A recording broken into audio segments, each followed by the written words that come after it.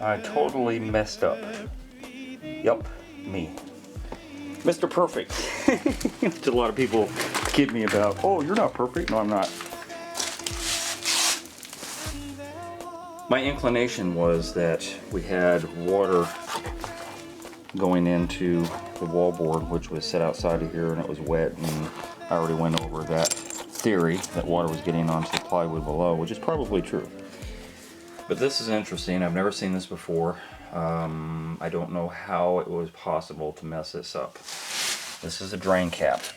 Once this is unscrewed, which I've already unscrewed, I'm gonna just wait a couple of seconds and see if anybody can kind of figure out where the mess up happened, because it's very, very obvious to me, and because I do this so often, I don't know if it's going to be obvious to you or not, but this is definitely the reason.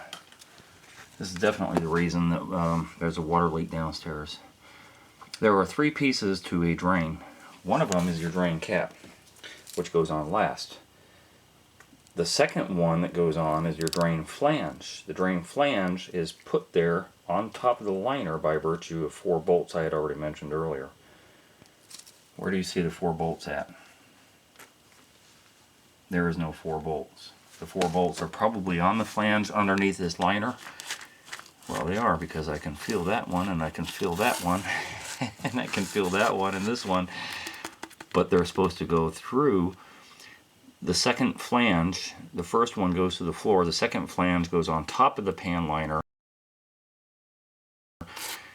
The little X's get cut out. The bolts go through so that the second flange pushes this liner down. And there are no bolts. They kind of did it back-assward. In fact, it wasn't even back-assward. It's just period wrong. And I might put a video down below in the description box on how an OD drain, although this is an OD, I don't think, it doesn't really matter, the makeup is all the same, and how they're put in is all the same. So in the description box, I'm going to put a video I have how to install an OD drain, and you're going to see exactly why this is not right, and why exactly they had a water leak down below. This is the main problem. That this aggravated the problem, maybe, but this is the main problem. So the dissection of a shower pan sometimes doesn't tell you the whole story. Sometimes you're kind of guessing, well, maybe it was a nail too low, you know, put in the pan liner, maybe it was this, maybe that. This is very obvious, and this is wrong in a lot of different ways. So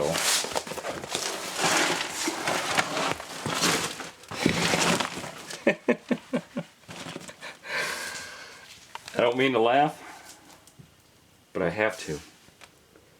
This is their idea of a pre-slope. I don't do pre-slopes, as I've already explained before, but if I did pre-slopes, I would make it actually sloped.